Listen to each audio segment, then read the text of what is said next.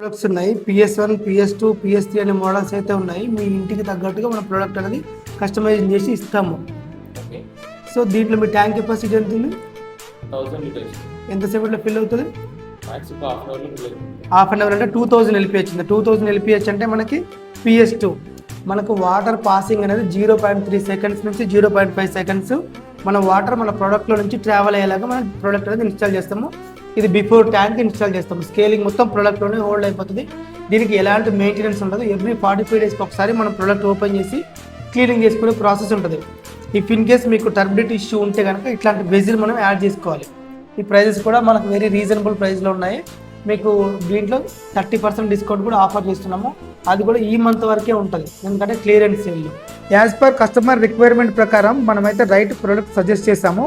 ఇది అనంతపూర్లో ఇన్స్టాలేషన్ అవుతుందండి. 2 డేస్లో ఇన్స్టాలేషన్ ఉంది.